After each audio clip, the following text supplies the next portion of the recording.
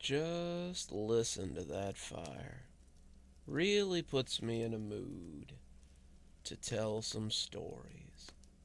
Welcome to Cozy Horror with me, Dr. Plague.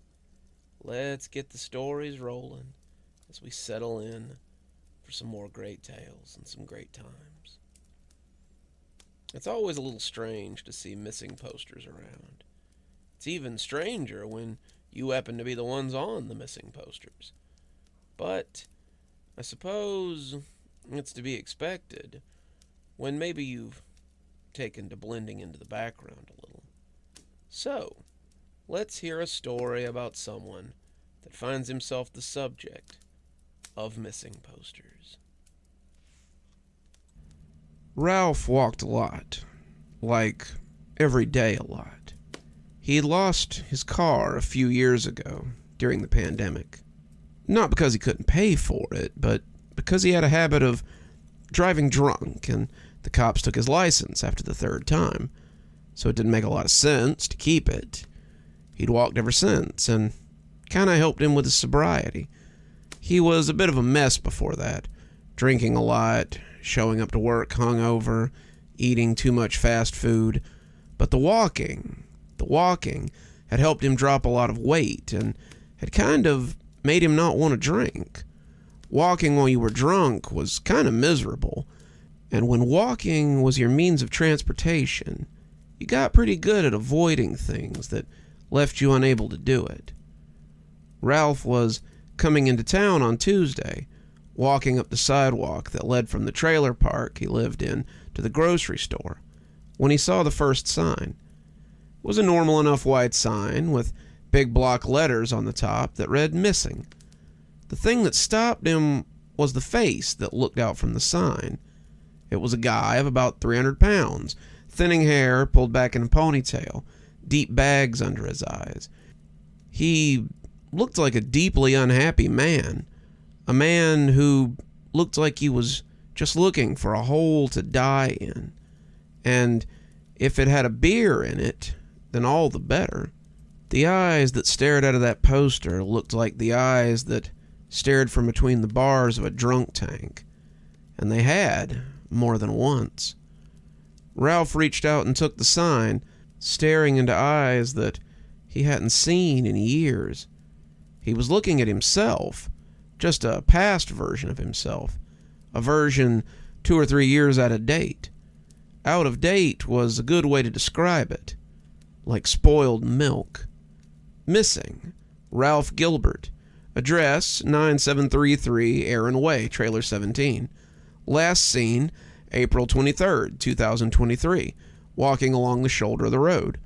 Call Filibuster Sheriff's Office with any information. Cash reward possible.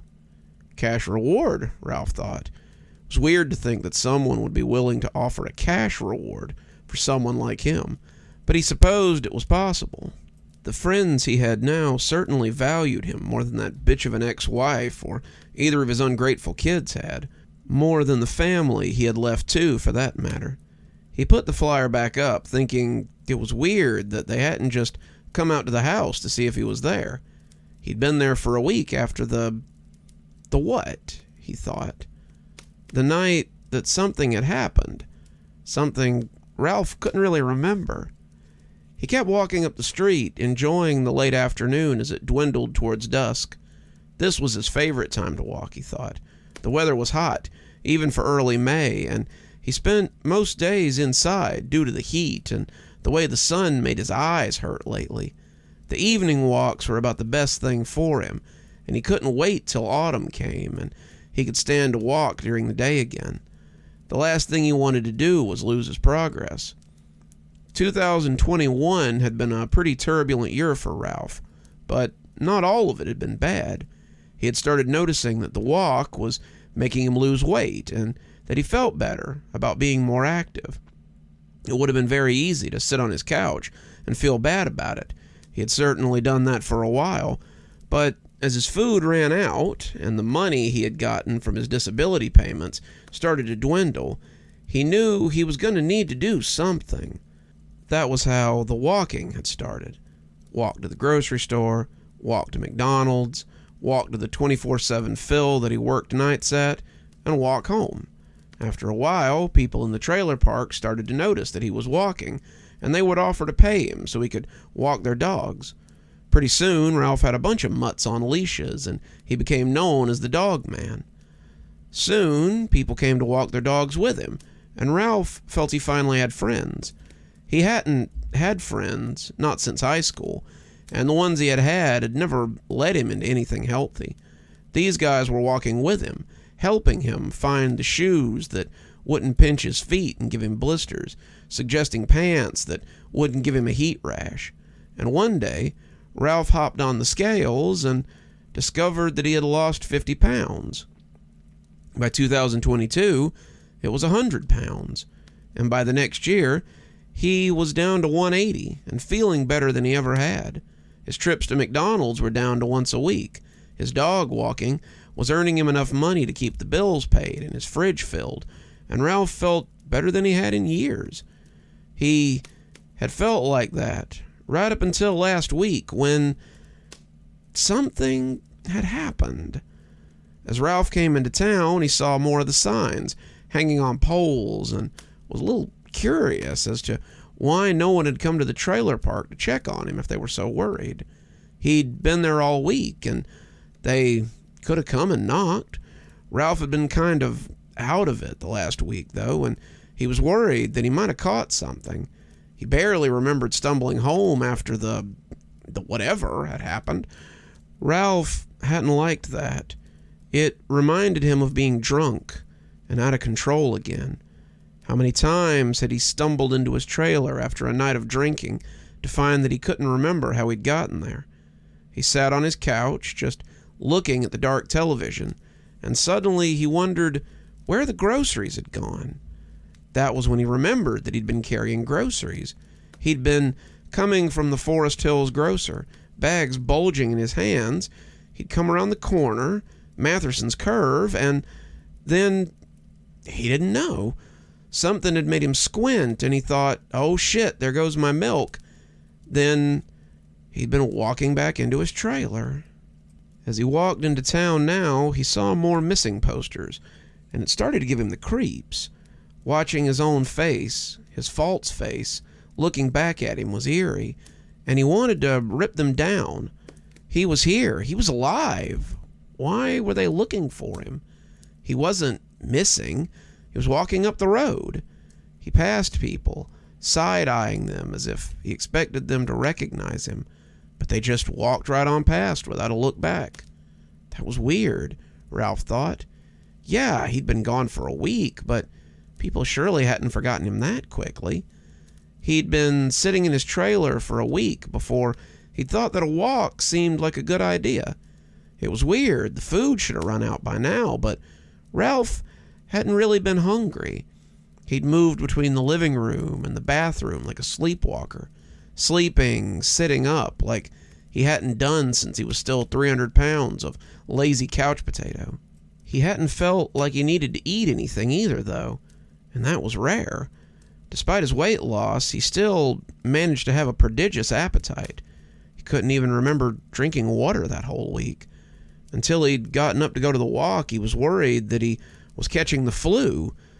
He had wandered around in a daze, just kind of existing, and it made him feel good when the afternoon had finally called to him. As he walked towards the supermarket, however, he suddenly wished he had stayed home.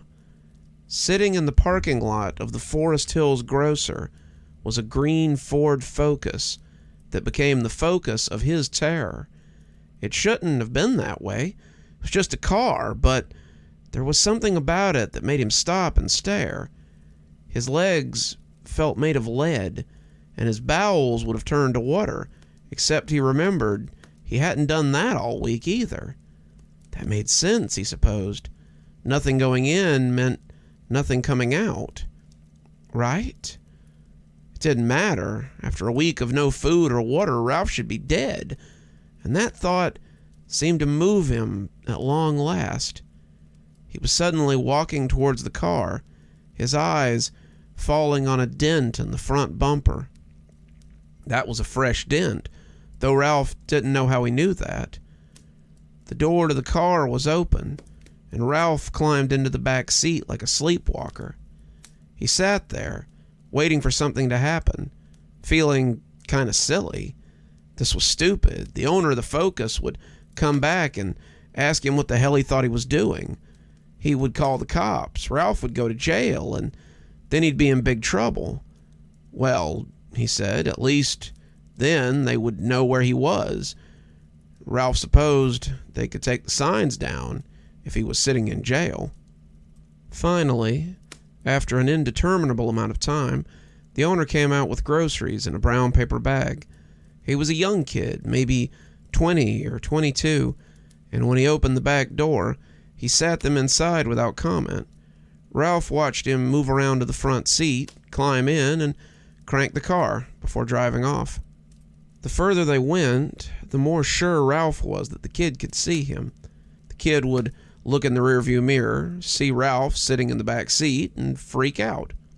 He might have a wreck, and Ralph would feel terrible about that. The longer they rode, though, without the kid commenting on his presence, the stranger it all felt. Ralph leaned towards the kid a little, meaning to tap him, but as he did, he caught a look at the rearview mirror and stopped. The back seat in the mirror was empty, except for the groceries.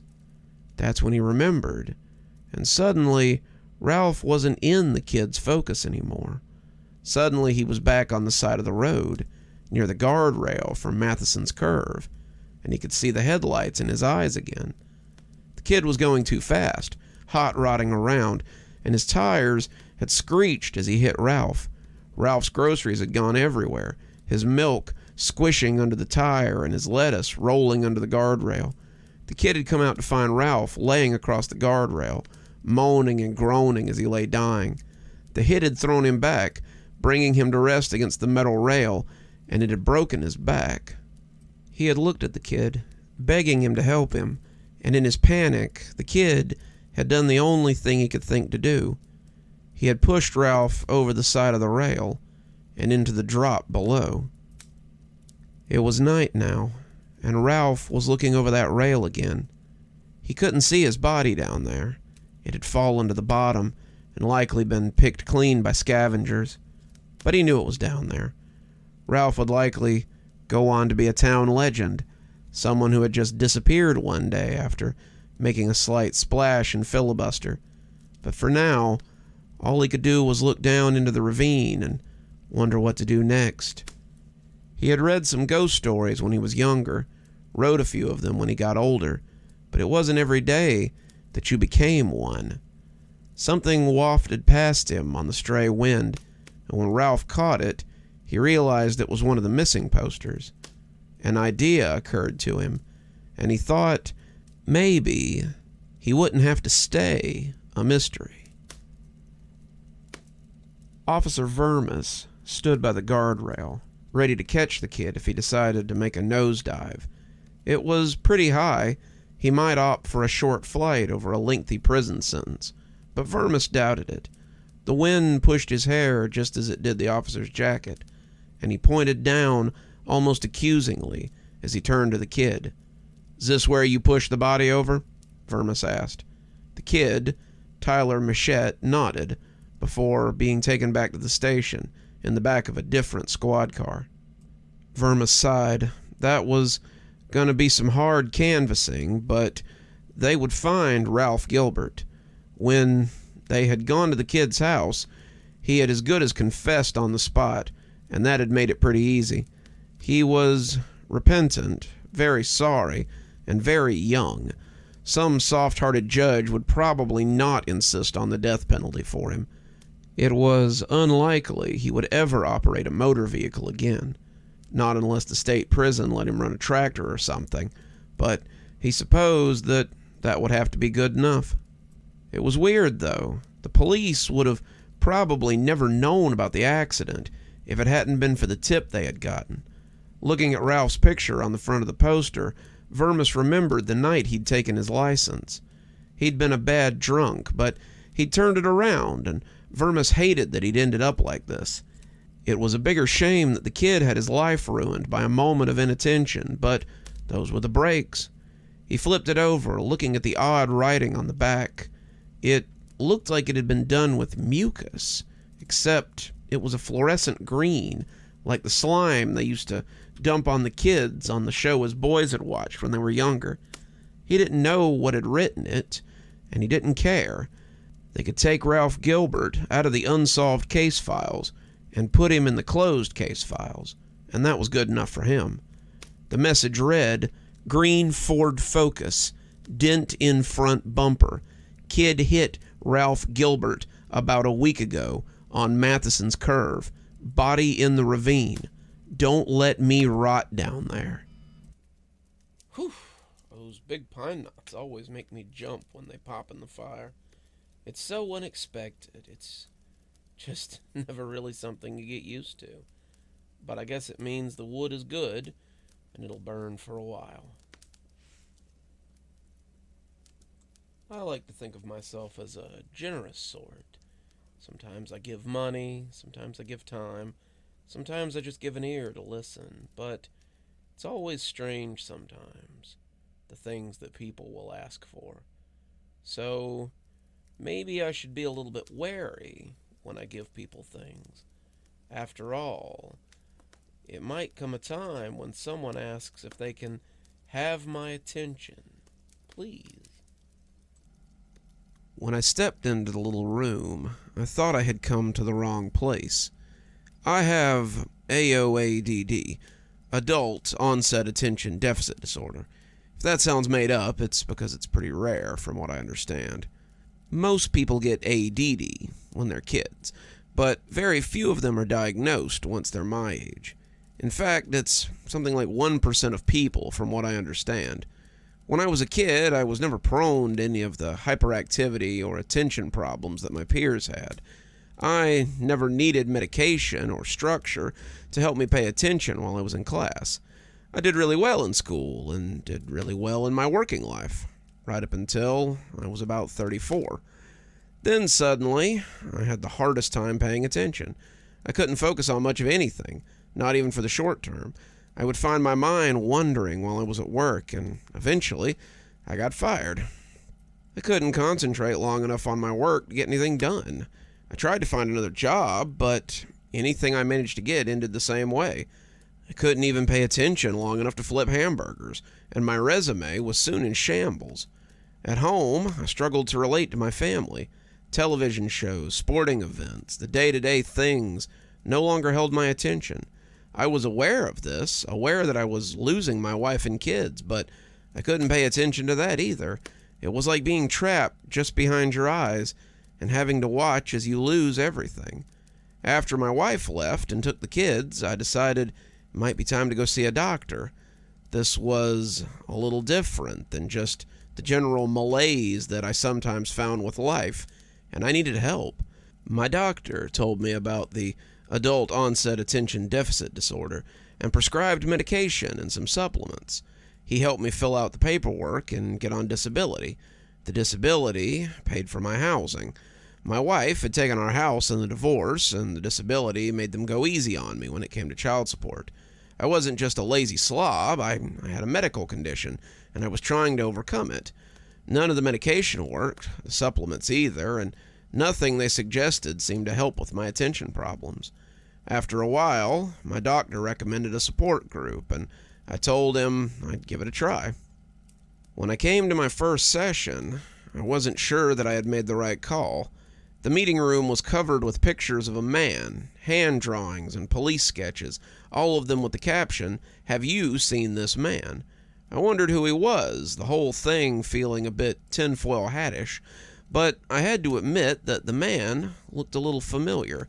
I was still staring at him when the organizer called me out, looking up when the man asked if I had AOADD. When I told him I did, he nodded and told me I was in the right place. So I took a seat with the other 5 or 6 people there and decided to give it a try. "So, why don't you tell us about your trigger moment?" "My what?" I asked, not sure what he was talking about. "Your trigger moment. Everyone in the group has one. It's the moment you realize that you had a problem with attention, It'll sound a little weird, but it may surprise you to learn that a lot of our trigger moments are very similar. I thought about it, like really racking my brain, but I couldn't come up with much of anything. My doctor had never said anything about a trigger moment, and this was something new. My attention issues had just kind of happened, and I couldn't think of anything that had caused it. The man leading the meetings, a middle-aged guy with salt and pepper hair, nodded and said that was normal. "Charlie," he said, looking at a bearded guy who was dressed like somebody's dad at an amusement park, "why don't you talk about your trigger moment? Maybe it'll help him figure it out." Charlie nodded, interlocking his fingers as he put them across his lap. "I was walking down Main Street when a man suddenly called out to me from a nearby park bench. He asked if I would mind giving him my attention, just like that, and I nodded, saying I would. I figured he just wanted money. Most of the guys that call out to you from park benches want money. But after I agreed to give him my attention, he nodded and just got up and walked away. I thought it was weird, wondered what the hell that had been about, but as I walked, I realized I couldn't focus on the fantasy football team I had been planning. I'd been thinking about the game coming up. I was really big into fantasy football back then, and the team I had put together was doing really well.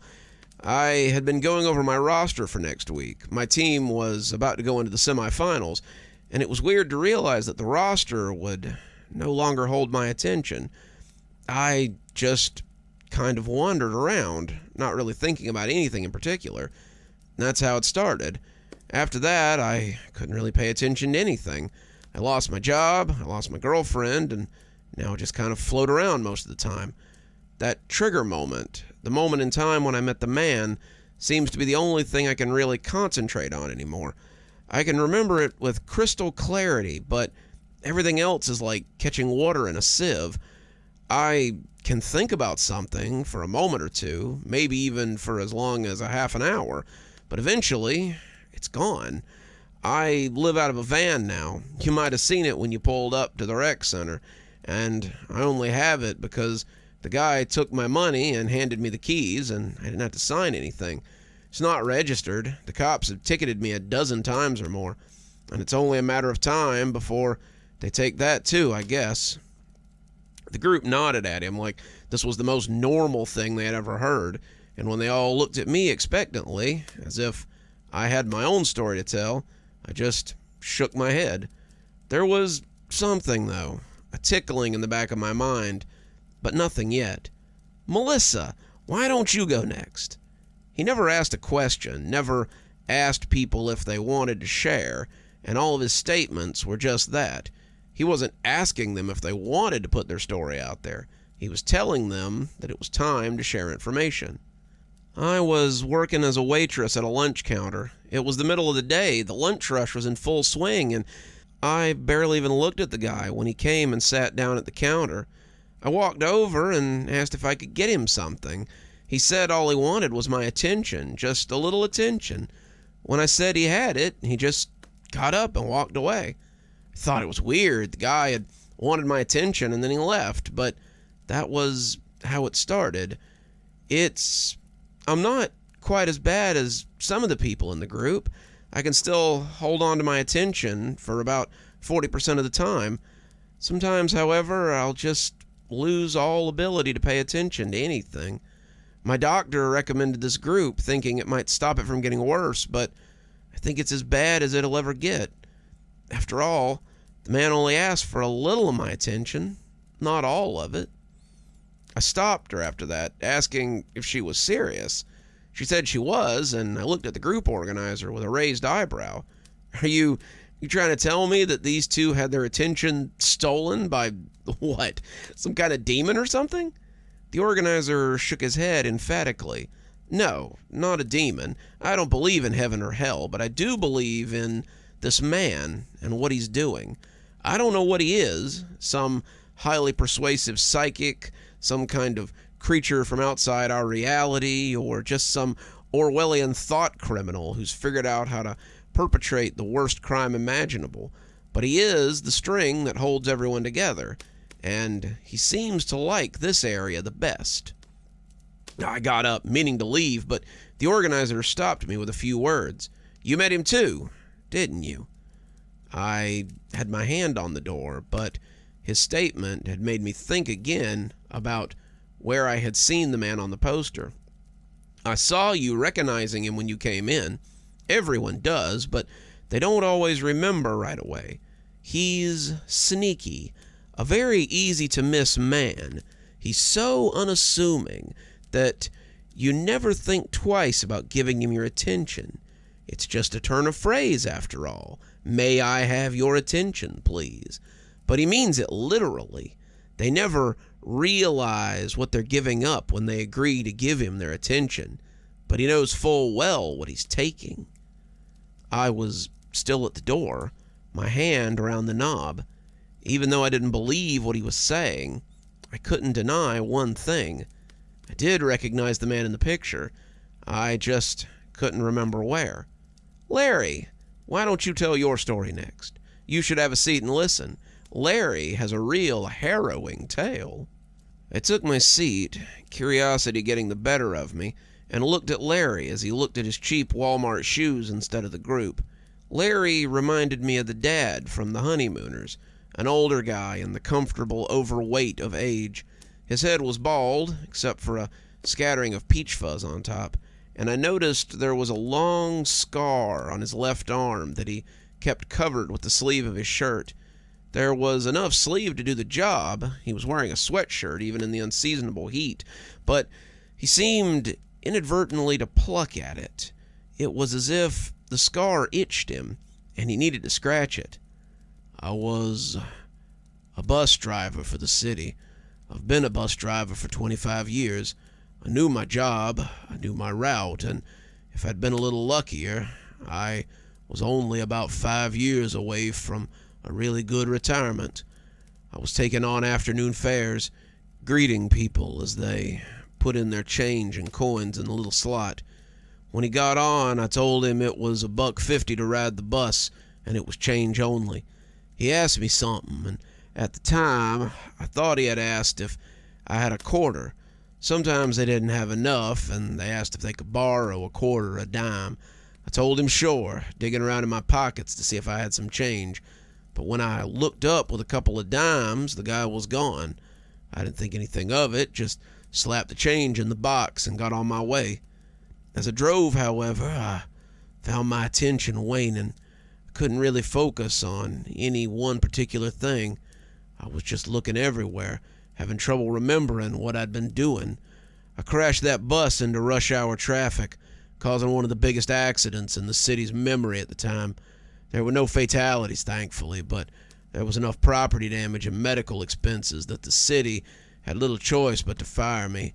I got a portion of my retirement, but nowhere near what I would have got after retiring with the full 30.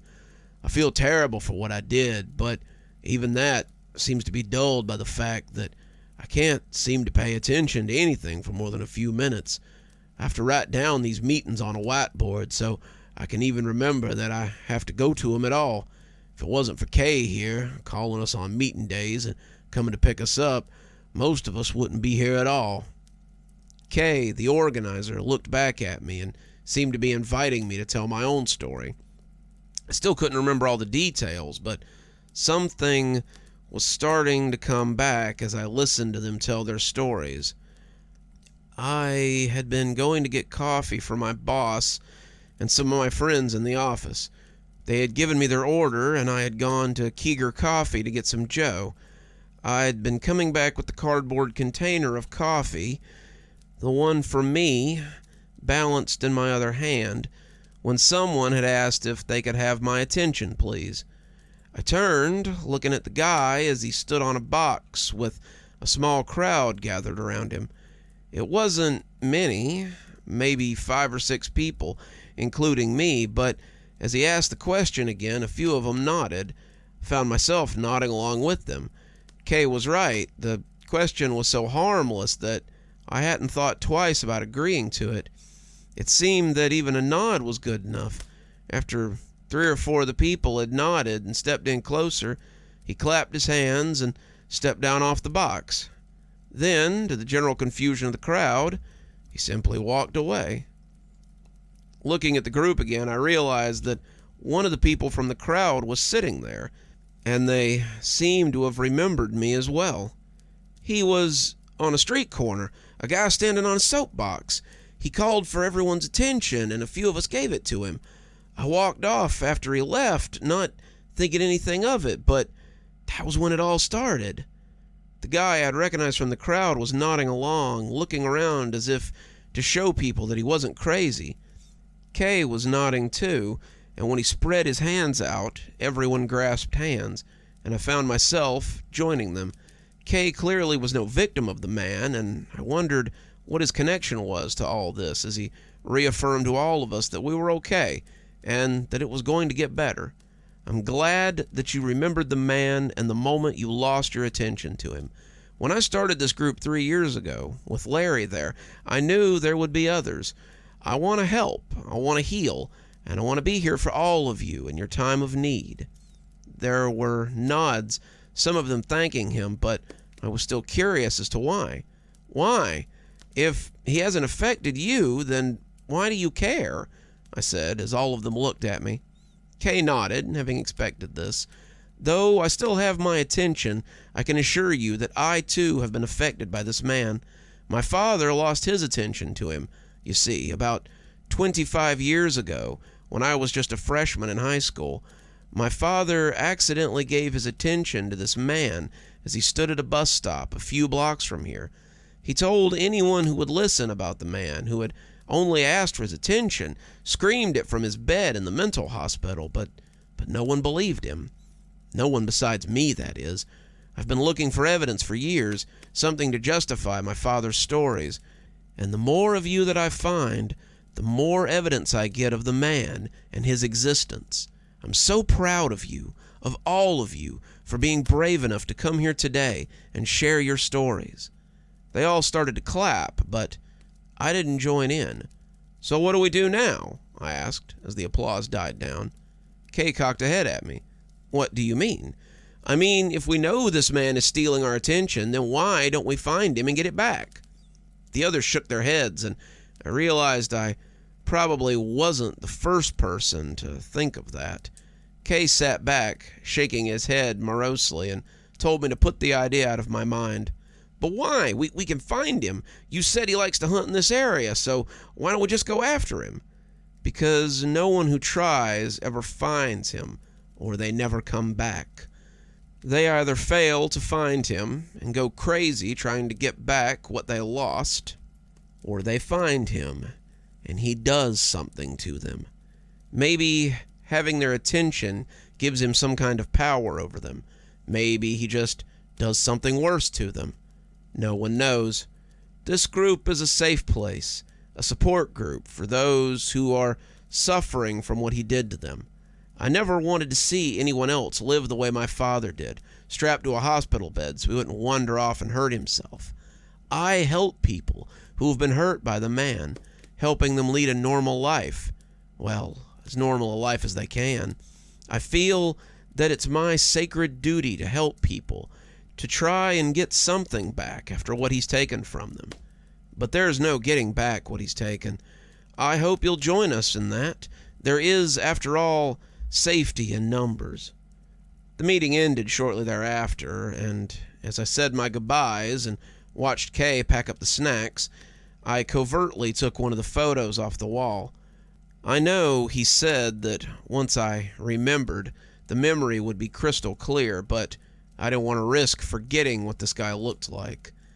I can't share in Kay's optimism, and I can't stand by and do nothing if this man is the one who has affected my life in such a way. I don't care what the consequences are. I don't care what happens to me. I'll tattoo it on the back of my hand if I have to, so I can force myself to concentrate anytime I begin to slip. I will find this man, this strange creature who steals what is most important to us, and I will have my attention back, or die trying. I remember when I was younger, there was nothing like a cozy fire for a little bit of game playing. Maybe we'd break out the Risk board and play some Risk or some Monopoly. this is always the time when maybe I'd get out my HeroScape pieces and we'd have a grand battle across the hex tiles. But we should always be careful where we play our games. After all, nobody seems to want to play a game in Makaro House. This is Jay, Moody, and Kai, and today we're searching for Makaro House. The video was shot in shaky cam, the footage hard to watch without getting a little seasick. Officer Wiley, Detective Wiley now, had seen a lot in his time on the force, but a double homicide perpetrated by this 14-year-old kid in front of him was something he had hoped he would never see. A double homicide and carried out against his two best friends at that. The two kids in question, Marshall Moody and Kai Dillon, had been friends with Jason Weeks since elementary school, and there had never been any reports of violence or any other alarming behavior, at least not to the police. The boys had operated a YouTube channel, JMK Occult, for the last 2 years, and while their content was pretty typical for kids online, they had been uploading steadily every week since their first video about strange deer in the North Woods around Catterley. Hell, Wiley realized, he had even watched some of their stuff when he was bored. People in the community knew them, and this was out of character for any of them. Wiley paused the video, the three boys blundering through the South Woods and chatting like a pack of squirrels, before looking at Jason. Jason, Jay to his friends, looked like he had aged a decade. He had a gaunt look, usually reserved for soldiers who'd come back from war. His hair had been long and blonde for as long as anyone could remember, but the kid sitting there now was as bald as an egg, his scalp looking scoured instead of shaved. The shirt he had been wearing in the video was gone. He was still wearing the ring of it around his neck, the stretched fabric like a collar, and the jeans he wore were stained and ragged in places that looked fresh. He'd been found with no shoes or socks, but he was wearing the orange flip-flops that the jail residents often did. Wiley knew his parents wanted to bail him out, but he wasn't sure if the judge was going to extend him bail or not, given the nature of his crime. The way the two kids had been ripped apart was something that would haunt him for a long time. "So, Jason, Officer Russell tells me that somebody picked you up beside the road, and you told them that your friends were dead, and that you had killed them. Is that true?"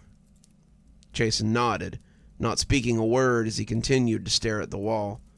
The woman in question was Darla Hughes, a mother of 3 who had stopped when she saw a young teenage boy walking on the side of the road in the current state he was in. Stories of kidnapping and kids held in basements for months while God knew what happened to them were clear in the public conscience. Darla thought she had found some kid who had escaped this situation, and when she stopped to help him, she said the poor lamb had said 8 words and then nothing else. He said, "My friends are dead, and I killed them." They had found the kids in the clearing in the woods about 3 miles in, a site Wiley was familiar with. How many times had he and his friends gone looking for Makaro House? Everyone in Catterley knew about Makaro House, and most people's childhood had been spent looking for it. John Makaro, a prominent figure in Catterley history, had been a prominent importer and exporter in England. He had come to America before the Revolutionary War to try and set up a similar business, and Catterley had been a large enough port to satisfy his needs, without being so busy that a new face would be lost. He established a manor in the South Woods, despite being told that it was Indian territory, and the bill of sale did very little to dispatch the native tribes that lived in the area. He survived 2 raids by the natives somehow, but his wife and daughter were not so lucky the second time. As such, he rallied a mob of townspeople to go into the woods to help him flush out the natives who were living there. The raid took weeks, but by the end, they had killed or scattered every member of the tribe that lived there. Satisfied, Mr. Makaro built his lavish estates, but strange things surrounded it from the beginning. Workers went missing, people reported strange lights and sounds after dark, and a shriveled figure in skins and feathers could be seen lurking after moonrise. Animals on the property acted strangely, and sometimes people found wolves or bears on the grounds. Usually, they were in a rage, but sometimes they simply fled as if they had been drawn there and weren't sure what to do now that they were. Once the house was finished, John Makaro had a hard time keeping staff. None of the hands he had tried to hire to keep his livestock would stay more than a week, and they all refused to stay on the property after dark. His servants would likewise disappear suddenly, and none of them would stay at night besides his butler, who had been with him for years.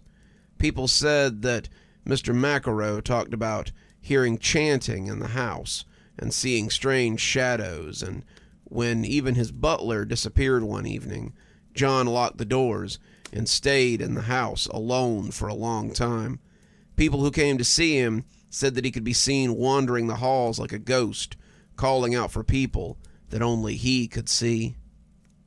When his mansion was seen in full blaze one night, those who were first on the scene said they saw a lone man silhouetted in the flames, his feathers and skins on full display. He disappeared when they got close, but he had been seen by many in the years to come. "What did you see out there, Jason?" Jason continued to stare at the wall. "I want to help you, kid, but you have to help yourself first." He couldn't help but glance down at the kid's fingers as he let them splay out on the table like sleeping spiders. The nails were dirty, the beds crusty with something like blood, and several of them were torn and ragged. There was grime around his mouth, too, and Wiley would have bet his next paycheck that it wasn't Kool-Aid. It looked like mud or paint, but it was probably blood. Jason remained silent as the grave. "Jason, none of us believe you killed your friends. You're wrong." Wiley had been fiddling with the remote, trying not to look at the kid's hands, but when he spoke, he looked up. Jason was still staring at the wall, but his head was shaking as his teeth chattered together. The kid looked like he was staring into the mouth of hell instead of the cream-colored walls of the interrogation room. Wiley almost didn't want to ask him what he had seen, but he needed to know. He needed to know how this kid had killed two other kids, one of whom was a head taller than him and outweighed him by 60 pounds. "Would you like to elaborate?" Wiley asked. He didn't think the kid would for a moment, but finally he just reached slowly and pushed play on the remote. He kept looking at Wiley like he thought he might slap his hand, but when he let him go all the way across the table unsmacked, he relaxed a little. The video went on as they walked through the woods, joking and laughing as the woods lived their quiet existence around them. "We went in at 8, just after Kai's mom went to work. She wouldn't have liked us going into the South Woods. Wanted to investigate Makaro House. We wanted to do it for our first episode, but Moody said it was something we should work up to. The Makaro House was something big. We needed to be ready for it. Turned out we weren't."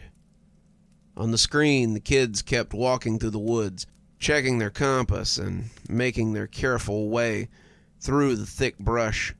They were still chattering, talking about what they might find when they got there, and whether they would find the clearing or see the mysterious mansion that people talked about sometimes. Legends said that a ghostly manor appeared in the clearing sometimes, the ghost of the house that the people had seen go up in flames. Wiley didn't believe that, but as a kid, he had to admit that the clearing where the house had been was spooky.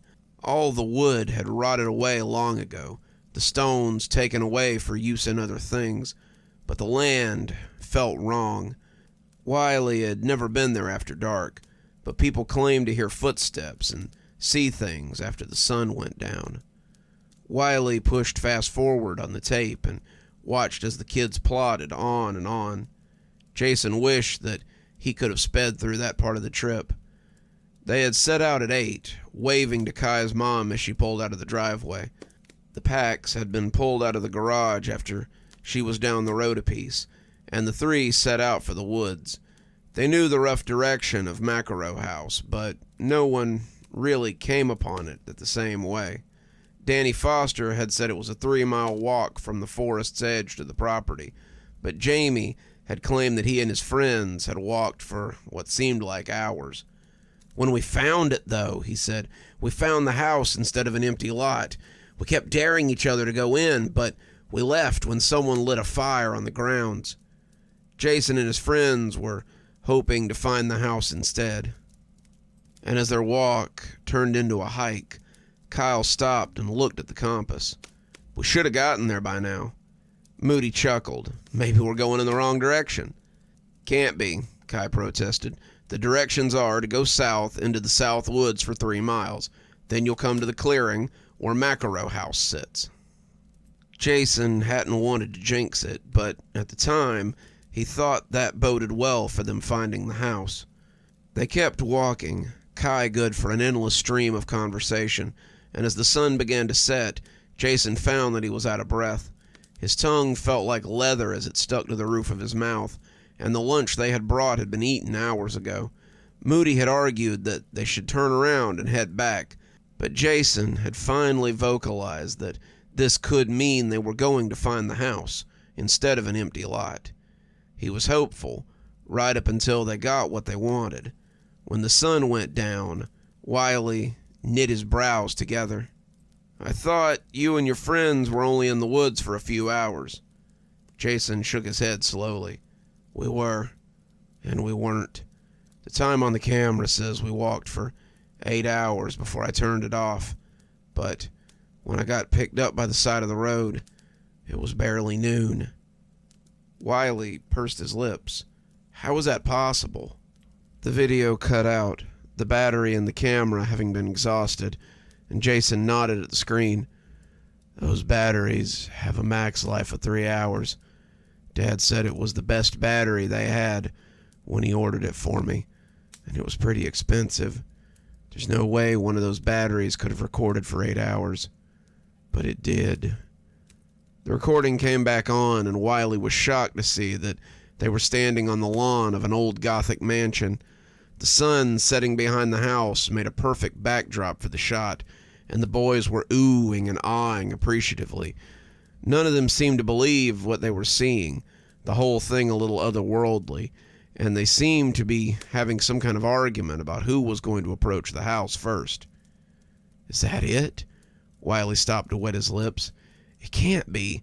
The Makaro House burned down hundreds of years ago." "But there it is," Jason said, his eyes still fixed on the wall, "in all its glory." And oh, what glory there had been in it. Moody had gawped at the house as if he had never seen one before. "No way. There's no way." "That's impossible," Kyle breathed. "That house burned to the ground before our fathers' fathers were even thought of." "But there it is," Jason said, mirroring his later statement, though he could not have known it, "in all its glory." As the sun set behind it, Jason thought it looked even spookier than it would at night. The mansion rose like an obelisk towards the sky, its towering roofs looking naked without flags or pinions. The boys stood at the edge, trying to shame or bluster one another into going into there first, but in the end, Jason took the first step. The others looked surprised at his boldness, but they followed closely after, not wanting to be thought less of. Jason expected the house to disintegrate as he approached, an illusion or a trick of the light, but as his foot came to rest on the boards of the old house, he felt their solidity and continued to climb. When the door opened for them, the broad double doors swinging jauntily on their hinges, the three boys pulled back as if preparing to run. The camera captured their indecision, the doors yawning wide as if waiting to receive them. Jason seemed to surprise even himself as he came forward to investigate. "Wait, what if it's a trap? This whole place shouldn't even exist. If you think I'm going to pass up a chance to explore it, you're wrong." Jason went in, pausing just inside the doors as if expecting them to crash shut. When they didn't, Moody followed him, and Kai brought up the rear. Makaro House lived up to its gothic exterior, the inside full of soft, dark velvet and antique furniture. There was a fire burning in the hearth inside the sitting room, tables spread with books in the library, and as they came up the long hall that led towards what was undoubtedly a dining room, Jason began to smell something. It was something like a stew or maybe a roast, and the smell of meat brought them to the dining room. A long table sat in the middle, 8 chairs on each side of it, and at the end sat a wrinkled old man eating soup from a bowl. It was hard to tell before they got close, but the old man looked like he might have been Native American. He was dressed in hides, feathers adorning his head and necklace, and he wore a beaded necklace with bones and claws on it. He looked up as they approached, glowering at them evenly, before returning to his meal. He ignored the boys, all 3 standing back apprehensively, before Jason found the courage to speak. "Excuse me, sir, is this your house?" The spoon froze on its way to his mouth, and the old man looked like he had been slapped. "My house?" he asked, his voice sounding thin and whispery. "No, child, but it was paid for by my people. We paid with our blood. We paid with our lives, and in the end the cost was high. I took some of that cost from the previous owner of this home, and now it's only me who lives here." Kai made an uncomfortable noise in his throat, like a dog trying to tell its owner that something wasn't safe, and Jason understood the feeling. "Well, we'll leave you to it then. We didn't mean to." "Leave?" The old man sounded amused. "Oh, no. No one leaves Makaro House. Not until they've played the game. It was always a way for our warriors to test their mettle, and I have so longed to see it played again. Will you join me? If not, I'm afraid you might find it quite hard to leave." Moody took a step back, and Jason heard his footsteps on the carpet as he tried to retreat. "What's the game?" Jason asked, figuring they could outrun the old coyote if it came down to it. Jason wondered why he had thought of him that way, but he didn't have time to ponder it then. "Choose your piece from my necklace," the old man said, slipping it off and laying it on the table. "Claw, talon, or fang." "Then what?" Moody asked, Kai moving behind him as if afraid to come too close. "Then we start the game," the old man said, smiling toothily. For an old man, he certainly had a lot of sharp teeth. "Okay," Moody said, walking forward as Kai followed in his wake. "I choose the claw." "Talon," Kai said, reaching out to touch it. "Fang," Jason said, and put his hand out. He felt a sudden, violent shifting in his guts. He was shrinking, the world moving rapidly all around him. He was smaller, but was more than he was, and he was trapped.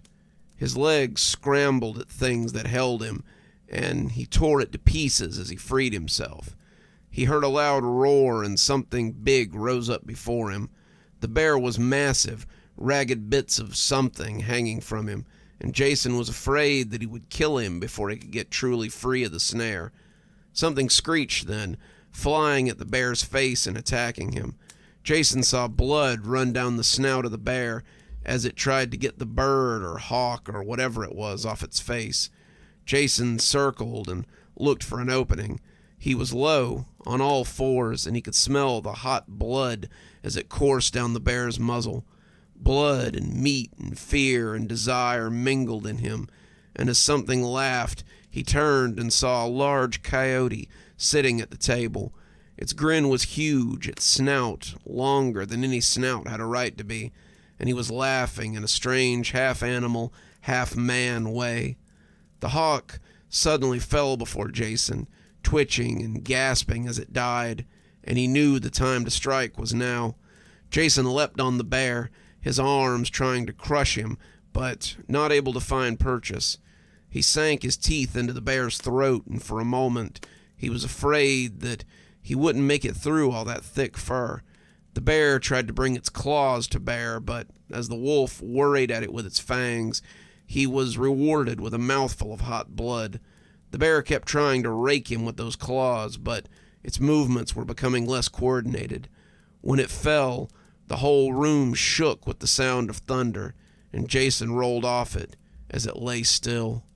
"Bravo! Bravo!"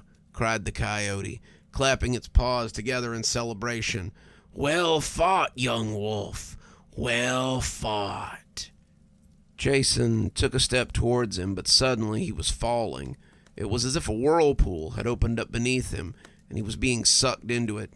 Jason thrashed and snarled, trying to get his balance, but he was powerless against the pull as it flung him down into the depths of some strange and terrible abyss. He came to in the empty clearing where the house had been, and that was where he had found his friends. Wiley rewound the tape, not quite sure what to make of it. So this strange man offered to play a game, and then he changed you three into animals. Jason nodded, looking like one of those birds that dips its head into water. "I picked Fang, so I was the wolf. The game wasn't fair.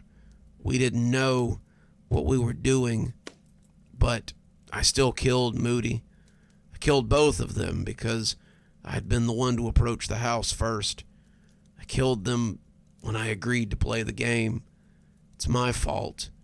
I'm a murderer." Wiley wasn't so sure, but it was hard to argue with the evidence. The video showed Jason dropping the camera, and then suddenly there was a lot of snarling and screeching. Wiley heard the animals fighting, but he heard something else too. Something was laughing, really having a good belly chuckle, and it sounded like a hyena. He couldn't see it. It was all lost amongst the carpet. But suddenly the carpet had turned into grass, and the camera was lying outside in the midday sun. Someone got up. Someone sobbed and moaned out in negation, and then they walked away. That was where the video ended. In the end, Jason was sent for psychiatric evaluation, and the whole thing was chalked up to a drug-induced episode. Jason and his friends were drugged by an old man in the woods, and while under the influence of an unknown substance, a substance that didn't show up in any toxicology screening, they killed each other. Blood was found on Jason, blood belonging to Marshall Moody, but blood from the fingernails of Moody was determined to belong to Kay Dillon, which really helped push the narrative that Detective Wiley was working with. He told the press to report an old man in the woods who was drugging people, and pushed the stranger danger talks a little harder that year on school visits. After that day, the tape he took from Jason Weeks was never seen again, but Wiley believed that the boys had run up against something they weren't prepared for. When John Makaro had led the extermination of the Native Americans that dwelt on the land, he had angered something that he wasn't prepared for either. Wiley's grandmother had liked to tell stories about Coyote, the trickster god, who could be as fierce as he was cunning when he needed to be. Wiley didn't think they would ever find an old man out there in the woods, but he didn't doubt others would find him. Coyote liked his games, especially when the players were people he saw as interlopers. Makaro House remained a town legend, and Wiley had little doubt that those foolish enough to enter would be presented with the same game these boys had been given. Wiley shuddered to think how the next challenge might go when Coyote needed more amusement.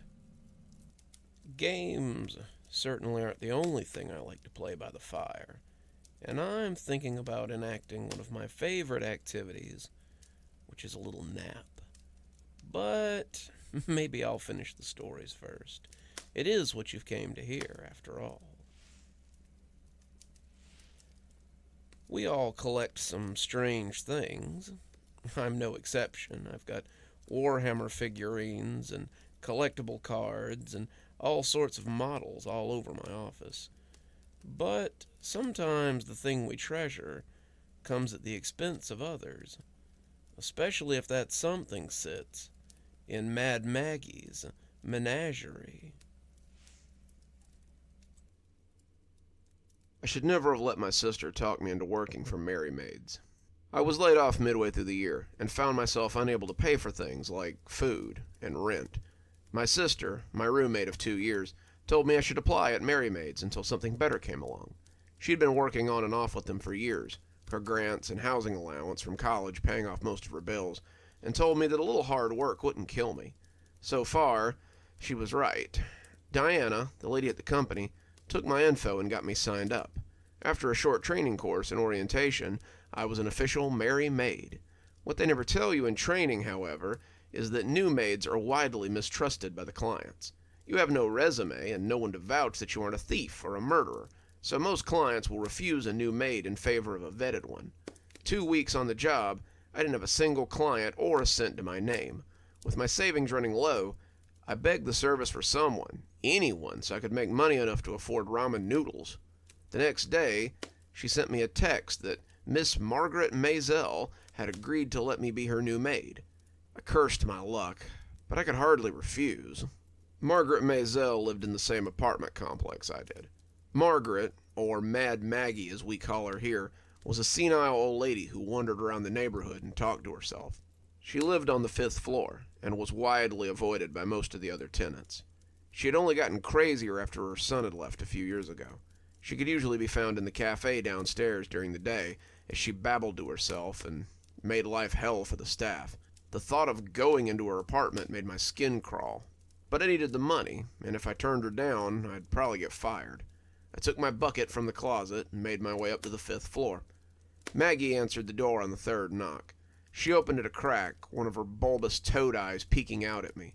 She took in my skirt with the company logo on it and my work bucket that also bore the company logo, but I could see her mistrust. Surely she had gotten a similar message, hadn't she? "Good afternoon, Miss Maisel. I'm here from Merry Maids, and I've come to clean your apartment." She looked at me through the crack in the door for another 30 seconds, the silence getting pretty uncomfortable, before closing it again so she could remove the chain that had been keeping it cracked. When I tell you that Maggie looks like a toad, you'll probably think I'm being rude. I'm really not. Maggie looks like a toad. She's about 5'2" and nearly as wide as she is tall. They say she has money. I know she never works, but she always looks so dumpy. She wears the same filthy red dress with a stuffed neck, scuffed black shoes, and a pair of gold glasses that make her 2 large eyes look even bigger. Her muddy red hair is always piled on top of her head in a sloppy bun, secured with a large hairpin.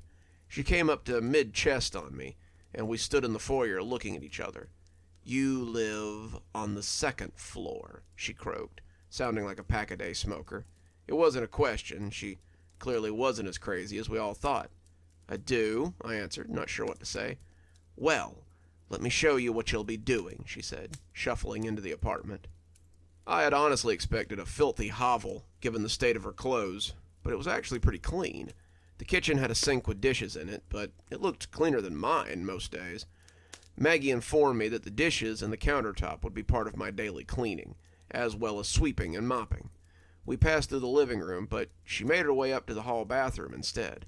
The bathroom was a bit messy, but having grown up with siblings, it was nothing I couldn't handle. Maggie told me I'd be responsible for the sink, the shower, the toilet, and the floors.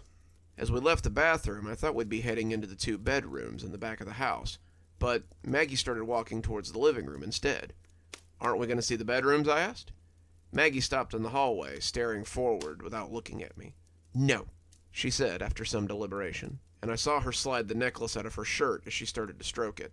"They're included in the monthly bill. I don't mind cleaning them if you want them." "No," she said again. You mustn't go in there. Jeffrey wouldn't like it." She said it almost too low for me to hear, but I still caught it. Jeffrey had been her son. He'd grown up in this complex, but been gone before my sister and I had moved in. People said he'd been a smart kid on his way to college, and his mother hadn't quite been ready to cut the apron strings yet. They had fought a lot, many screaming matches ending with a visit from the police, until one day, he just disappeared. Not long afterwards, people saw her talking to that necklace, usually calling it Jeffrey when she did.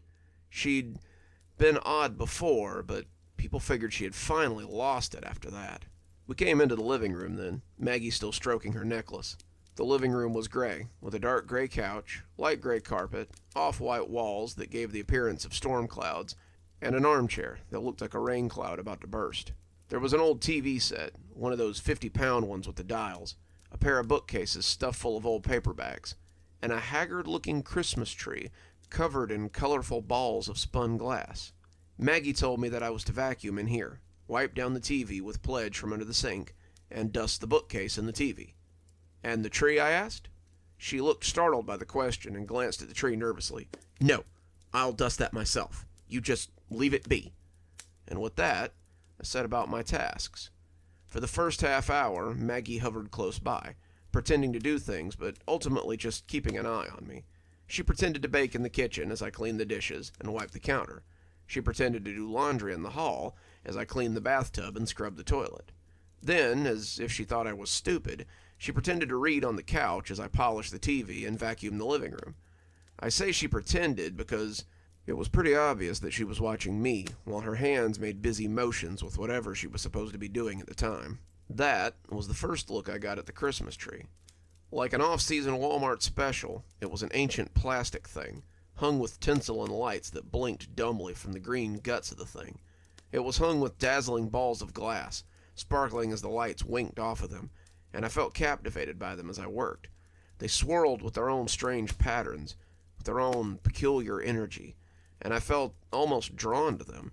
I wanted a closer look, but that old bat had her froggy eyes on me, and I couldn't risk getting fired on my first day. I finished up in about an hour and put my things back in the bucket before saying I'd see her tomorrow. That was my first encounter with Mad Maggie and her strange house. My sister commiserated with me when she got home. Oh God, she's the worst. That old bag always followed me around when I cleaned her house, pretending to do stuff. She wouldn't even let me in the living room, kept her eyes on that damn Christmas tree the whole time. You know she keeps that up year-round. Won't let anyone near her to that weird glass menagerie of hers. "Yeah," I said leadingly. "Did you get a look at what was in those balls?" My sister shook her head. It looked like looping spirals, but the closest I ever got was when she had me haul that grungy TV up that she found on the street. I bet she still has it in her living room. I told her that she did, telling her how Mad Maggie had made me polish that tatty old thing, and we set about and made fun of the crazy old witch for the rest of the night. Even so, I found myself wondering about those balls. Why were they so important to her? When I'd offered to dust them, she had acted like I'd threatened to smash them. Why were those ornaments so valuable? I found myself thinking about them the next morning as I got ready to go back up there again. The next time I went to her apartment, she met me at the door and hovered as I cleaned again. She had left me a few dishes in the sink, some coffee stains on the countertop, and she cleaned leftovers out of the fridge as I worked before handing me a bag and telling me to take it out. I moved on to the bathroom, changing the garbage and wiping up the sink, and I found that she had stepped into the back room when I finished the bathroom. I made my way quickly to the living room and started vacuuming close to the tree. The tree blinked sadly, the balls sparkling invitingly as I vacuumed closer and closer. They were definitely blown glass, fragile and elegant as they hung in space. I could see intricate patterns inside each of them. I bent close, looking at one of the patterns, and could swear that I saw something moving. Each of the spheres had a different design in the middle, and the way the light played across them, the patterns almost seemed to shift, and "Careful!" Her yell cut across the vacuum noise and almost bumped the tree stand. She ran towards me, her eyes on the balls, and she shot me a murderous look. I wasn't sure why. I hadn't done anything but vacuum, as far as she knew. "Sorry, ma'am. Didn't mean to get too close. I was just vacuuming, like you said." She didn't seem to buy it. She sat on the couch, TV on, as I finished my tasks. Her eyes never left me, though, and I got the distinct impression that I might not be invited back again. When I left, I heard her mini locks snap shut behind me, and she started talking to that weird necklace again as she returned to the couch. I didn't know if I would be invited back, but I knew I needed to have another look at those glass balls. I slept poorly that night, my dreams full of those strange little ornaments. In my dreams, each of them contained a solar system. As I stared at them, I felt myself sinking into them like a towering god, but even as I fell towards them, there was a shadow that loomed over me. I turned to look back just before I woke up and saw Maggie's crazed face staring at me like the eye through a microscope. The next day, I was given 5 new clients and told not to go back to Maggie's apartment. We have a new girl starting, and we always start them off at Maggie's to see if they'll last. The lady seemed to realize what she had said and laughed on the other end of the phone. Sorry, I know it's unfair to test people, but you passed, so congratulations. I sat out that day with a full schedule and a troubled mind. I had hoped for at least one more day to look at Maggie's menagerie, but it appeared that it wasn't going to be. As I was leaving, I passed a girl in a similar uniform coming in through the lobby. She was young, maybe 19, and her dark curls bobbed as she bustled along with her bucket and her handbag. She saw me and smiled, stopping to ask me about Maggie since it was her first day. I had some time before my first client and treated her to a coffee in the cafe. It was likely to be the nicest gesture she was going to get today. We chatted as we sipped our subpar, over-doctored coffee, and I learned that her name was Jeanette, and she had just started business school. I'm hoping to get my business degree in 2 years as opposed to 3, so I can start working at my mom's fabric store. She's branching out in a few years, and she's offered me my own location if I can prove to her that I can handle myself. We made small talk, but inevitably the conversation came back to Maggie. What's she like, anyway? I heard she's a little odd, but she's ultimately harmless, right? I considered telling her about the tree and to warn her to stay away from it, but I decided that she would learn soon enough. Yeah, she's a little odd, but I don't think she's malicious. Just understand that she has some strange ways about her and that she takes her rules very seriously. I hear she's got a bit of a reputation, the girl said, lowering her voice. Girls tend to quit when they work for her. Some of them even go missing or just disappear altogether. I shrugged. It's a busy city. People tend to just leave when the cost of living gets too high. Jeanette nodded. This was known, but she made a sound as she sipped her tea that told me that wasn't all. A girl in my class said she'd had a roommate who worked for Mary Maid and got placed with Maggie. The girl didn't seem too worried about Maggie, but then she didn't come home one evening and never showed back up for her things. Her parents came to get them eventually and told her that there was a police report and that everyone was searching for her since they hadn't heard from her in days. I started to ask her if the roommate had mentioned the Christmas tree or the menagerie of small ornaments, but decided against it. After a few more minutes of polite chatter, I excused myself and wished her good luck on her first day. She thanked me and bounced off towards the elevators like she was going to meet her Prince Charming or something. Unfortunately for her, it looked like she was about to meet a witch instead. I spent the next few weeks cleaning rich people's condos or servicing dingy apartments with harried-looking mothers or frazzled-looking single fathers. As I worked, I gained more clients. By the end of the month, I had 15 regular customers that I saw at least once a week. I really had too much to deal with to think about Maggie or her glass baubles, but they were never far from my dreams, it seemed. I had the dream about the glass universe almost every night. Now, however, just before I woke up, the looming Maggie would croak out about how I didn't belong here, and I would wake up in a cold sweat with my heart racing. It had been almost 2 months since I'd been in her apartment, before I even thought about her in my waking hours. I was leaving one of my regulars to go do a special job, a job with better than average pay, when my phone rang. I picked it up and heard my sister on the other end, telling me that she'd be a little late tonight. But it's our movie night, I whined, with fake outrage. I'll be there. I just have to stop off for one last job on the way home. Some of us didn't get invited to clean the judge's condo with the other bootlickers. I scoffed. Hey, when you're the best, you don't have to kiss ass. So what's the job you have to do anyway? Oh, I gotta clean Mad Maggie's apartment before the end of the day. Apparently, Georgette hasn't been coming to work the last couple of days, and the old toad is livid. That made me pause. What happened to her? Who knows? I guess she couldn't hack it, so she went back to wherever it was she was from. I'll see you later, sis. My train just stopped, and I'm late for my next client. I said bye and hung up, but her words stuck with me as I met the other girls at the lavish condo. We were supposed to be cleaning it top to bottom before the judge and his family arrived at 8 o'clock, but My mind was preoccupied with thoughts of the bubbly Jeanette just up and missing. She had seemed so excited about starting her new school and her new job, and I couldn't see her getting burned out in less than a month. Had something happened to her? Was it the same thing that had happened to the other girls that had disappeared when they started working for Maggie? "Hey, get the lead out, or you can just leave and not get paid. You're in the way," one of the girls shouted at me. I realized I'd been dithering around with the same task for a while and tried to put the idea out of my head. I had to work. I wanted the money, and by 7 o'clock, we'd be done. So I worked double time after being called out, and even the girl who had shouted at me had to agree that my reputation was well earned. We divided up the cash between the 5 of us, and they invited me to come out for drinks with them. I declined, saying that my roommate was waiting for me to start movie night. So we all said our goodbyes, and I left to get a bus for downtown. I arrived home to an empty apartment. My sister still wasn't back, and I wondered if she would be okay in Maggie's apartment. My sister was tough, though, and she'd been there before, hadn't she? I flopped onto the couch, kicking my shoes off and scrolling through Netflix as I tried to find something to watch until she got there. She'd be back any minute, and we'd order a pizza and watch movies and talk about the crappy day we'd both had. When my phone rang at 9 o'clock, I realized I'd fallen asleep, and my sister hadn't woken me up when she got in. The call was from Dianne at Mary Maid's. "Hey, could you do a little favor before you start today? I guess no one went over to clean Maisel's apartment last night. I know it's in your building, so could you stop by and clean it, please?" I struggled up off the couch, walking into my sister's room as I processed all this. I thought my sister was stopping by last night," I said, pushing her door open and finding her room empty and her bed unslept in. "I thought so too, but the old lady is saying no one's cleaned her apartment, and she's mad as hell about it. Can I count on you to clean it?" I stood in the doorway to my sister's room, not really feeling like I had much of a choice. "Yeah, I'll go." "Terrific," Diana said. "I appreciate it."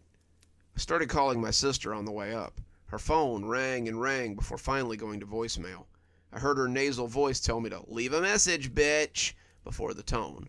I called her 3 more times, all of them going to voicemail, before I reached Maggie's floor and the elevator opened with a ding. I was in poor spirits when I knocked, but was greeted by a very different Maggie. Maggie was all smiles. Her energy was high, and her warmth almost changed her before my very eyes. She apologized for being rude on the phone with the lady from the agency, but she needed someone out here right away to clean. That poor Jeanette girl had just up and disappeared one night, and when no one had come last night either, she had just been so mad.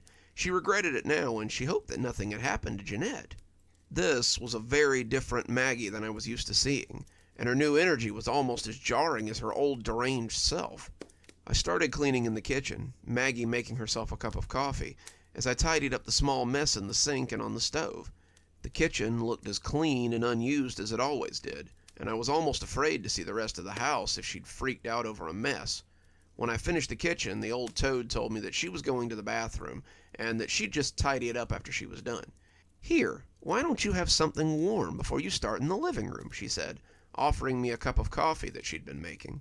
I took the cup hesitantly, but the coffee smelled rich and decadent as the steam hit my nostrils. She sipped at her own cup, looking at me expectantly, and it felt rude to at least not taste it as she went on smiling at me in that toadish way of hers. She excused herself as I took another long drink and went to the bathroom to freshen up. I set the cup down after she'd left, the coffee tasting wonderful, but not liking the way she watched me while I drank it. I wanted to clean the living room quickly so I could get out there and start looking for my sister. The living room was as spotless as always, but I fired up the vacuum and tried not to let my eyes linger on the Christmas tree that had haunted my dreams. As I slid the plastic head back and forth over the carpet, though, I found my eyes tracking back to the ornaments again and again. I kept catching movement out of the corner of my eye as I vacuumed, and I thought for sure that it was coming from one of those little balls. I told myself it was just the lights blinking behind them, but the longer it went on, the more certain I was it was something from inside the baubles. I started vacuuming closer to the tree, and as I did, I found that one of the little glass ornaments was indeed moving. It was shaking, ever so slightly, rocking from the vibrations of the vacuum, I had no doubt. As I got closer, I could tell it wasn't the vacuum making it move, though. The little pattern inside was undulating weirdly, and I finally took a knee next to the ball as I tried to get a better look. I could still hear the old toad puttering around in the bathroom, And if she caught me snooping at her precious menagerie, I guess she'd just kick me out, and I'd never be able to come back again. I know now that there were worse things than being kicked out of her apartment. Hanging there was a new glass ball, a deep red one that was jouncing like someone was moving it. I stared hard at the little pattern, and when my eyes finally focused on it, I sat back hard on my rump and sucked in my breath. Inside the ball was a person, a girl only a few years older than me, with dark hair, a plaid skirt, and a shirt with the same name and number on it that mine had. I recognized her. Why wouldn't I? Hadn't I seen her every day for my entire life? Hadn't I waited for her to come home last night? "You shouldn't have gotten so nosy, dearie," said a froggy voice from right behind me. I turned to see Maggie, standing a couch's distance away, her eyes smiling cruelly as her mouth stretched sweetly. I tried to stand, but my legs were feeling a little wobbly. My head shimmered as I tried to get up, and I wondered what the hell was wrong with me. I hadn't been crouched long enough for my legs to have fallen asleep, and I certainly hadn't stood up, so my head shouldn't be spinning. The hunched creature was rolling like a wave in front of me, and I tried to sweep my arms at her as she got close. She walked in slow, not needing to hurry. She had me right where she wanted me. "Not feeling well, dearie? That's okay. Let old Maggie make you feel all better." She reached for me, and I knew I had to do something if I didn't want to end up like my sister. I summoned up the last of my strength and bolted for the door, knocking her over in surprise as I did. My legs were rubbery, and I almost tripped into her coffee table, but I managed to make it to the door before she could get up and come after me. The door had 5 locks and a chain, and it seemed that my fumbling hands were taking way too long to open them. When the chain caught, I roared in frustration and closed the door again, shooting it blindly across the runner as I ran for the elevator, the door hanging open behind me. The little number had lit to 5 when I heard the old crone caw behind me. She was in the doorway, clutching her chest and staggering after me, her face as red as a strawberry. I jammed the button in desperation, the old woman taking a staggering step into the hallway as she cawed wordlessly after me. I heard her fall, heard her head smack the ground 20 feet away, but as the doors opened, I bolted inside and pushed the emergency closed button. My last image of her was her prone form lying on the ground as the doors closed ominously. I called the police from the lobby, the manager having to dial the phone since I was way too unsteady once I got there. I slurred out something about being drugged and nearly attacked by the woman in 502, and the police told me to stay in the manager's office until they arrived. I handed him back the phone and heard him talking to the police in a distant, vague way. Whatever she had slipped me was making me loopy, and when I passed out a few minutes later, I wasn't aware of much until a paramedic shone a light in my eyes. The police were there as well, and they had some questions.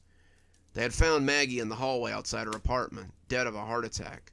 The whole apartment had been roped off as a crime scene then, and they suspected that I had caused her heart attack in some way.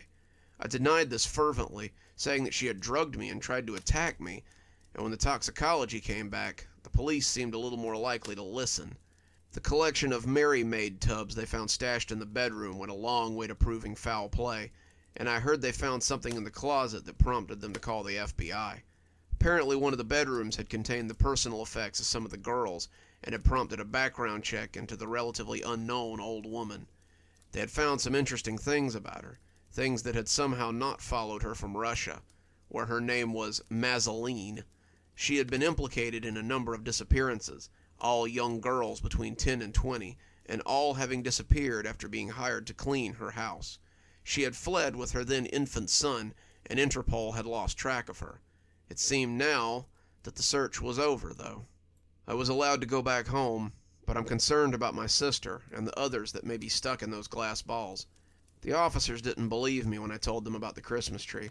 They probably thought I was still loopy from the drugs, but I know what I saw. Maggie's been doing this for years, I'm sure of it, and tonight I'm going back in to save them. Even if I have to bring the menagerie back to my apartment, I intend to find a way to free my sister from whatever that witch has done to her. One more story for you, and then I think it'll be time for so long. Oh, but don't be sad. I'm sure we'll have more tales again very soon. I, as many of you know, am the proud papa of quite a few fur babies. I have my favorites, of course, but I don't like to talk about that around the children. However, sometimes it behooves you to have a few cats around so that they have someone to play with. Otherwise, your little whiskersome chum might run afoul of the looking-glass cat. Susan smiled as she watched Gus paw at his reflection in the mirror. "Did you find another cat to play with?" she asked, and Gus looked back with a meow before pawing at his reflection again. She was glad that Gus had found someone to play with, even if it was just his reflection. Gus had been depressed lately. They say that having only one cat could lead to this sort of thing. Cats are social animals, after all. Gus couldn't really play with any of the strays outside Susan's apartment because she was on the 3rd floor and a little out of reach for even the most nimble of the wandering felines. That didn't stop Gus from standing on her balcony, though, meowing at the cats below and trying to get their attention. Susan thought it was kind of sad, watching him paw at the screen as he called down to the cats who lived their lives in blissful freedom. But the apartment contract had been very clear on their one pet per unit policy, and Susan didn't want to move just so Gus could have a playmate. Gus was a big orange tomcat that Susan had found wandering near her parents' house before she moved out. He'd been a scrawny little kitten when she'd found him, and she had fallen in love with him almost instantly. Susan had just gone through a bad breakup when she had stumbled across the sad little kitten near the garbage cans one morning. The little fuzzball had helped her get through her loneliness, and she liked to think that she had helped him as well. When she moved out of her parents' house at the end of the year, Susan had taken the little cat with her. She and Gus had been roommates ever since. Gus was a great companion, and didn't seem prone to the midnight zoomies or the sometimes destructive behavior her friends complained about in their cats. Gus liked his scratching post, snuggling in bed with Susan until it was time for her to get up, and eating his own food instead of hers. His only real issue seemed to be his loneliness, and Susan could hardly hold that against him. Watching him play with his reflection in the mirror was as cute as it was sad, like a kid playing with his imaginary friend because he couldn't seem to make any real ones. Susan watched him as she got ready for work, and she pulled out her phone as she took some video for Instagram. The scrawny little kitten had grown into a regal orange ball of fur, and to watch him paw at the surface of the mirror was insanely cute. He would cock his head and meow at his reflection sometimes, looking confused at the cat in the mirror, before going back to pawing at the glass. Susan smiled, but there was something just a little off-putting about that confused head turn now and then. She left him staring at himself in the mirror, his game forgotten, as he seemed to be talking to the orange cat in the mirror. Susan came home to find him still sitting in front of the mirror. She asked him if he'd been there all day, and Gus just looked back and meowed before looking back at the mirror again. He was staring at himself, his ears moving back and forth, seeming to Susan like he was having a conversation with his reflection. Growing up with cats, she had seen them sit next to each other and do just that same thing, and Gus's eye contact was more than a little interesting as he watched himself in the mirror. She tried to ignore him as she slid into her PJs, but it was hard the longer it went on. "Come on, Gus, want to watch a movie with me?" she said, patting the bed as she fiddled with the TV. Gus looked up, meowing happily, but then turned back to the mirror and did an oddly unsure little head cock as he took a few steps towards the bed. In the end, Susan had to come get him and take him over to the bed as the poor old Tom watched the mirror. Susan saw nothing out of the ordinary, the mirror cat just scooped up by her own mirror reflection, but this behavior was wandering into the realm of creepy rather than cute. Gus sat with her happily as Susan watched Friends for the 1000th time, but she caught him glancing back at the mirror more than once as she stroked his silky fur. He wasn't the only one. Susan couldn't help but glancing at it as well, looking at the mirror as if she expected to see something out of the ordinary. She didn't, but it was definitely starting to creep her out.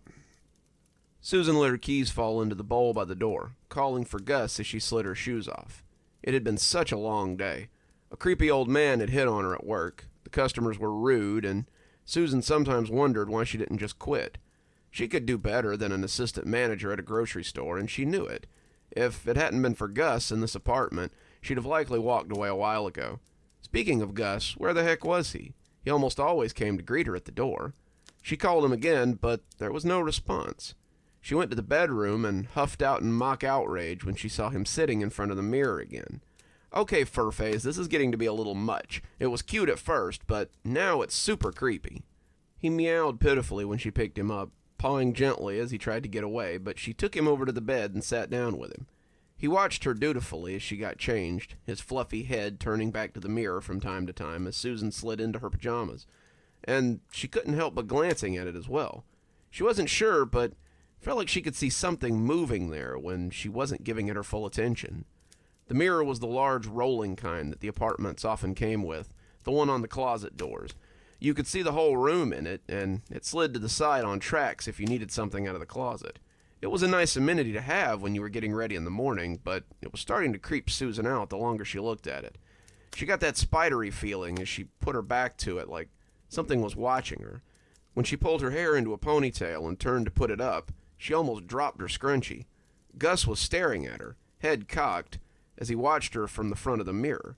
She stepped back, startled, and when her legs bumped against the chair in front of the vanity, she sat down hard. Something came off the bed then, and she heard Gus meowing as he looked at her as if to ask if she was okay.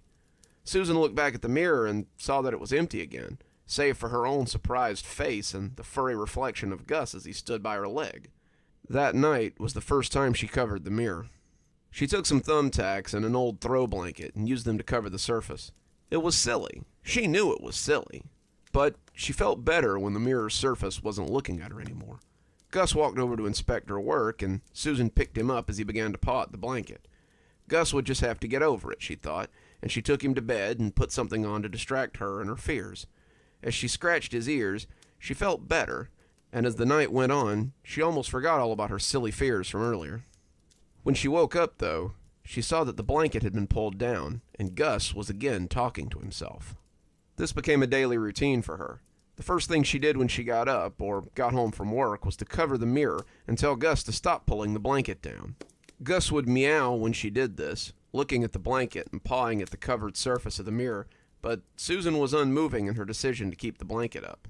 She would usually pick Gus up as he pawed pathetically at the blanket and take him off to pet him, but it never stopped him from coming back to it. It never stopped him from uncovering it again, and Susan just accepted that this was Gus's new obsession.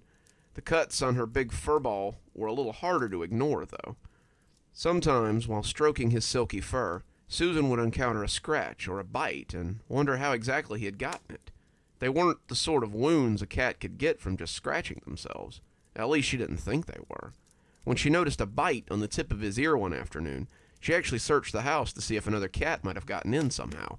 His food bowl never emptied any quicker than usual, and there was never any extra scat in the box. If there was some secret cat living in the house, it was extremely quiet when she was there. The only strange thing was Gus's melancholy seemed to have disappeared. His mood had improved, and he spent less time meowing to the cats below the balcony. The only change was that she had to shoo him away from the mirror constantly. If he wasn't in her lap being petted, Gus was at the mirror or at the blanket that covered it. He never took it down while she was there, but he would put his face underneath it or just stare at it like he could hear someone talking. Susan found this extremely off-putting, but what could she do? The mirror was attached to the closet door, and without it, Gus would be free to leave his long orange fur all over her clothes that she had hanging in there. Also, as much as it creeped her out, she couldn't stand to think of Gus being sad again while she was at work. Then, one day, something changed.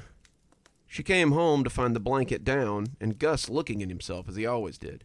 "Seriously, Gus? This is getting annoying. I hate having to put this blanket back up every..." But she stopped when Gus turned his amber eyes to stare at her. The two held their gaze for a few moments, but Susan couldn't help but hear the voice of her subconscious as it screamed that this wasn't her cat. It looked like Gus, it sat like Gus, and was a perfectly adorable little ball of orange fluff, but his eyes were different.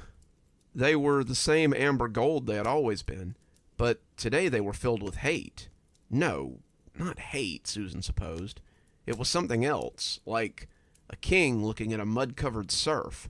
Not with pity, and certainly not with any desire to help it. Gus looked at her with scorn and something akin to disgust.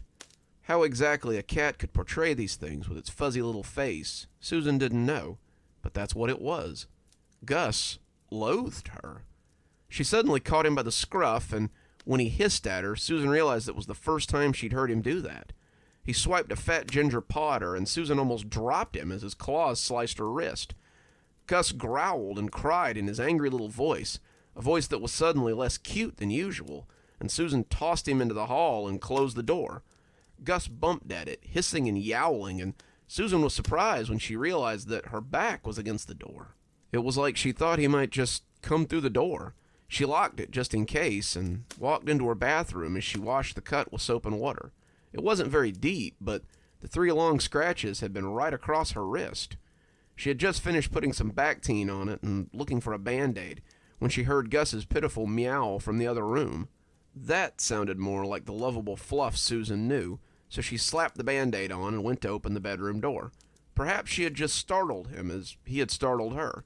She hadn't grabbed him by the scruff of the neck since he was a kitten, and he was quite a bit heavier now. Susan suddenly wondered if maybe she had hurt him, and she opened the door as she prepared to pull him into a hug. "Sorry, Gus, you just scared me. I wasn't—" But she opened the door and noticed that he wasn't there. She checked the hallway, but Gus was nowhere to be found. Susan shrugged, tallying it up to strange cat behavior, and finished doctoring her arm before going to start dinner. As she cooked, she kept expecting to see Gus come out and sniff or rub up against her leg.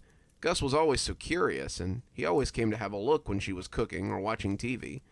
He had even jumped into the shower with her a few times, though he always instantly regretted it. She began to feel guilty about what had happened earlier and just wanted to find him so she could pet him and say she was sorry. Even so, those weird eyes kept coming back to her. She couldn't shake the idea that that cat hadn't been her Gus. She didn't see him again until she was cleaning up and getting ready to take the garbage out. Susan was in a bit of a hurry as she tied the bag up and started pulling it out of the can. The plastic pan the chicken had come in had likely leaked into the bottom of the bag, and she wanted to get it to the dumpster before it dripped onto the floor. She hadn't seen Gus since she'd put him out, not even as she ate chicken Alfredo on the couch. He was likely still sulking somewhere, but she figured he'd come out when it was time for bed, and all would be forgiven by tomorrow. She thought she might have heard him, though, and he sounded upset wherever he was. Susan had cocked an ear several times as she cooked, listening to the meows of a familiar cat from the back of the house. She had called him, even taken the tuna he liked to coax him out, but he had never poked his head out or shown any interest in any of it. Susan had looked all over for him a few times, but as the sound of her sauce bubbling began to sound more like burning, she always returned to the stove. She walked to the door with her swinging bag of trash, and when the door came open with a loud creak, she heard claws scrabbling on linoleum. Susan saw an orange lightning bolt come barreling out from behind the china cabinet and make a break for the open door. She moved purely by chance, and Gus hit the trash bag as he yowled and smacked against the cans and packages inside. Susan dropped the bag, no longer mindful of the chicken drippings, and reached for Gus before he could escape. He had never tried to run away before, not even as a half-starved little kitten, and when her hands settled around him, he yowled and slashed at her furiously. He clawed at her hands, swiped at her face, and Susan stepped back when one paw scored her across the cheek and thought about the garbage a little too late. Whether it was the chicken leavings or some other liquid, Susan felt her feet shoot out from under her as she fell against the china cabinet. Her head smacked against the bulky old thing, and everything went fuzzy as she watched Gus run off into the night. She called his name distantly before passing out and waking up somewhere very different. Susan woke up in the hospital. Her mom was reading a magazine, but as Susan groaned, she called for the nurse and leaned in to have a look at her. The nurse came on the run, and Susan was soon poked and prodded and examined by her mother and several people in scrubs. She was confused and a little scared, and when she asked what had happened, it took her dad coming in from the cafeteria to shed any light on the situation. The complex had called her parents, since they were her emergency contact, to let them know that a neighbor had found her passed out in her doorway. They had called an ambulance, and she had been rushed to the ER with a head wound. She had spent 3 days unconscious, her concussion pretty substantial, and her parents had been worried sick. She asked her dad if he'd been to the apartment, and if he'd seen Gus, but he said he hadn't done much more than put some food in a bowl and lock the place up. "He's probably okay, sweetie. Cats are pretty self-reliant. I'll go back tonight and make sure he has food and water, though." They wanted to keep her at the hospital until they were sure that she was okay, but Susan was adamant that she needed to leave. Gus had gotten out, and she needed to find him. He had been scared by the garbage bag and startled when she grabbed him. He hadn't meant to scratch her. He was probably cold and scared and waiting for her to come home, and she started to cry when they told her it would be a few more days before she was released. Her dad didn't help matters much. He checked on Gus, but said that he must have gotten out. His food bowl was still full, and he hadn't come home when her dad had called him. He had looked around, but he hadn't seen any sign of him. I'm sure he's just scared and waiting for you to come back. He'll probably meet you at the door when you come home from the hospital, he assured her, his face showing a lot of worry.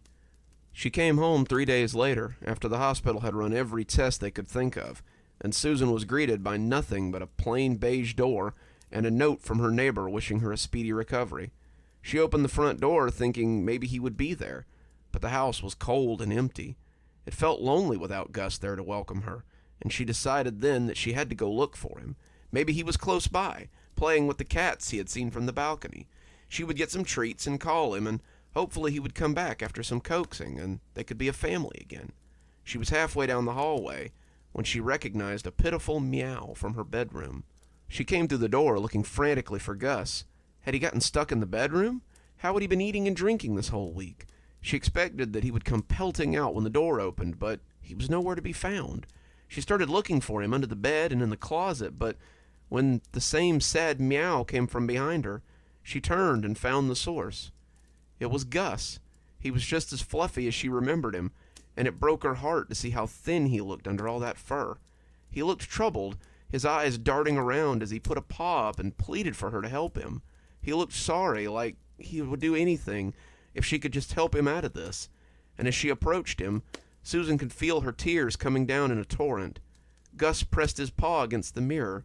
His toes were visible from the other side, and as he pressed and shoved, she could see he was becoming upset. Gus was stuck inside the mirror, his world nothing more than a little room, the one he had loved so much.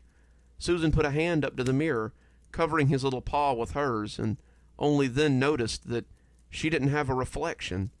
She sat and wondered if she'd have to watch her poor cat Gus waste away, unable to help him, and she laid her forehead against the glass as she cried all the harder. And just like that, we've ran out of stories for another day. Though the fire may go on, I'm afraid our story time is at a close. But I do hope you'll come back tomorrow for another great batch of stories, and another great time with me, Dr. Plague. Till then, this is Dr. Plague, signing off. Have a wonderful day, and a spooky evening.